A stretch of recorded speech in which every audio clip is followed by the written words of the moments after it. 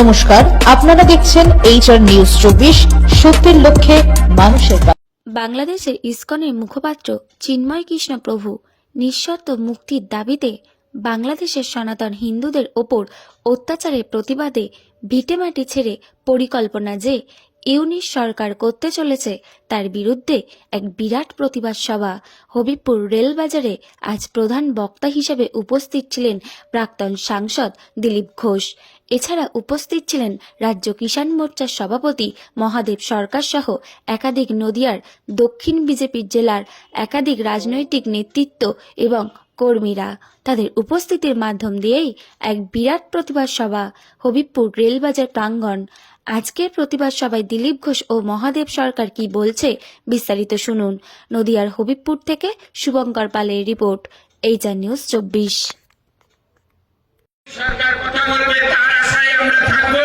বাংলার গ্রামবাসীরা মুহুর নিয়ে তারা সেদিকে আহ্বান করেছিল যে বাংলাদেশের জিহাদি যারা আমাদের সীমানা অতিক্রম করে আমাদের ভূখণ্ড গ্রাস করবার চেষ্টা যারা করছে, গ্রামবাসীরা সেখানে দাঁড়িয়ে প্রতিবাদ করেছে।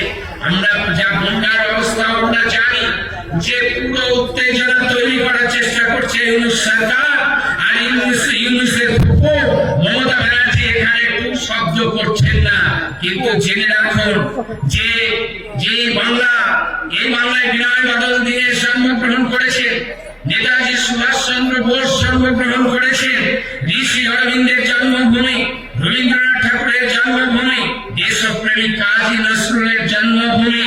কাজী নজরুলের মুসলমান হলেও তার দেশপ্রেম নিয়ে কোনো সংশয় নেই।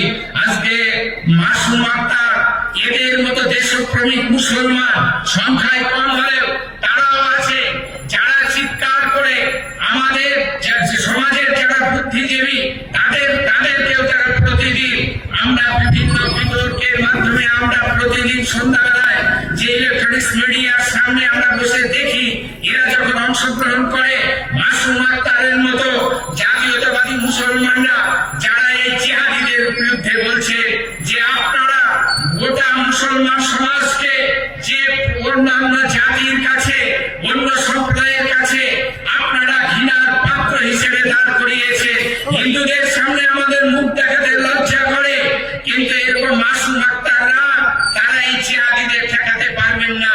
যা পারেননি সীমান্ত গান্ধী খান, আব্দুল গফর খান, মৌলানা আবুল কালাম আজাদ, কাজী নজরুল ইসলামরাও সেদিন দেশ ভাগ আটকাতে পারেননি। কারণ এই জিহাদিদের যেটা দরকার আজকে সেটা দেওয়ার জন্য তৈরি থাকুন। আজকে এর জন্য অনেক আত্মবলিদান দিতে হবে, তবে আগামী প্রজন্ম আমাদের সুরক্ষিত থাকবে। নাহলে কোনো অবস্থাতে আমাদের আগামী প্রজন্ম এখানে সুরক্ষিত থাকতে পারবে না। আমাদের ঘর বাড়ি, আমাদের ধন দৌলত সম্পদ কোনো কিছুই নিরাপদ নয়।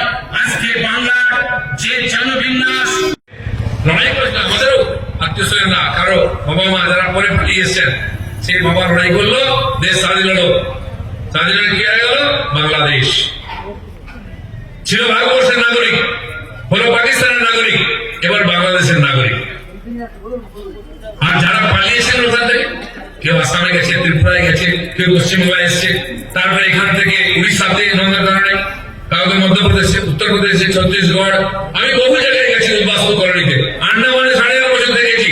এখান থেকে যারা গেছেন উদ্বাস্তু কলোনি তৈরি করে সভ্যতা করে উঠেছেন, জঙ্গল কেটে ওইখানে জোঁক সাপ এদের সঙ্গে থেকে মানুষ জীবনযাপন করে আজকে সভ্যতা করেছে। কেন এই কষ্ট? দেশটা হারিয়েছি আমরা। কেন দেশ হারাতে আমরা পালাতে হলো? হিন্দু বলে। আজ আমরা হিন্দু বলে যাচ্ছি, সেগুলার হয়ে যাচ্ছে। হিন্দু বলতে লজ্জা করে, বাকি সবাই বলবে নিজের নিজের ধর্ম, আপনার লজ্জা করে। কেন? এই করে নিজের ছেলে মেয়ের ভবিষ্যৎ অন্ধকার করছে। আজকে যে ছড়িয়ে পড়েছে বাঙালিরা, তারা বাঙালি নয়। যারা ওপার বাংলা থেকে আসামে গেছে তারা কি হয়েছে? তারা বিদেশি হয়েছে, তারা বাঙালি হয়নি। যারা এবার বাংলা এসছে তারা এখানে বাঙাল হয়েছে, বাঙালি হয়নি।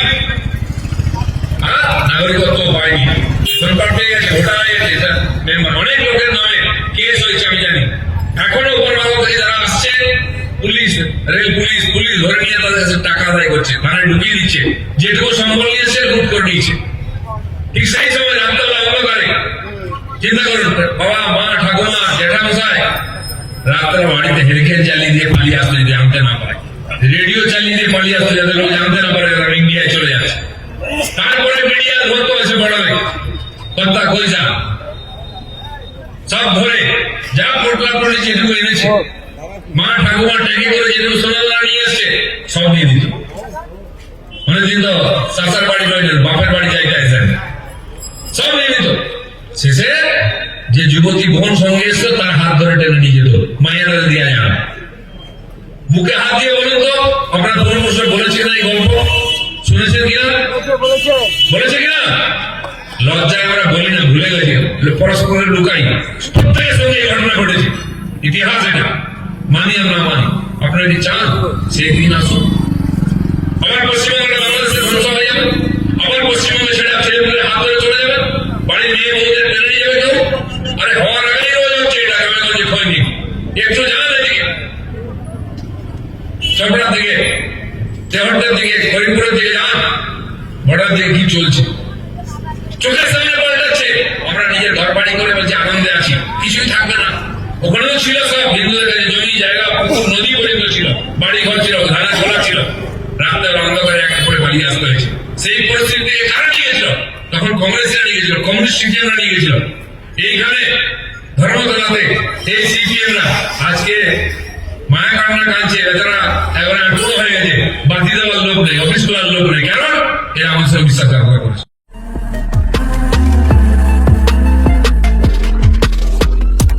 নমস্কার, আপনারা দেখছেন HR নিউজ 24, সত্যের লক্ষ্যে মানুষের পাশে।